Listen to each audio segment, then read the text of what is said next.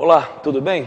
Eu estou aqui para falar hoje sobre o Present Continuous, ou às vezes é um tempo verbal também conhecido como Present Progressive, que se você quiser traduzir assim grosseiramente para o português como presente contínuo, presente progressivo, funciona. Na verdade, se você quiser basear essa história do português, você também consegue. Não é legal ficar traduzindo, mas enfim, vamos dar uma olhadinha. Basicamente, o Present Continuous é a junção de uma forma do verbo to be, no presente, por isso que esse nome present, tá? Só para fazer uma lembrança aqui, você tem essas três formas do presente do verbo to be, am, is e you are.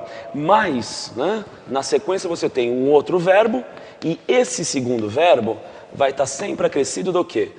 Do sufixo ing, que se você quiser pensar em termos sempre do português, às vezes é mais fácil pensar por aí, corresponderia em português ao ando, endo, indo. Então você tem basicamente uma estrutura que é verbo to be, né, ser, estar, e mais um outro verbo com o complemento, com o sufixo ing. E aí você tem frases, por exemplo, como essa.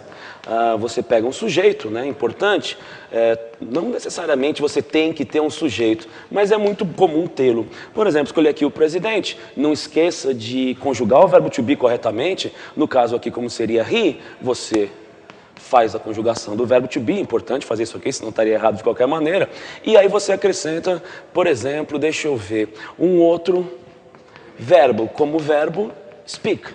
Aí você vai para cá, coloca o ing, e você tem o presidente está falando, como alguma frase do tipo o presidente está falando com a imprensa, qualquer coisa assim. É muito comum você ter essa estrutura completa, com o verbo to be e mais um outro verbo. Mas também, por exemplo, aqui embaixo, às vezes aparece e fica subentendido o restante, né, o que está aí omitido. Aqui embaixo você tem um trecho de uma expressão idiomática em inglês que seria speaking of angels. Corresponderia em português ao falando no diabo, aparece o rabo, né? Eles falam em speaking of angels. Está aqui, ó, falando nos anjos, não necessariamente você tem a forma de presente, mas aí você está meio que subentendido a ideia de que é o próprio presente contínuo, só que incompleto. Beleza?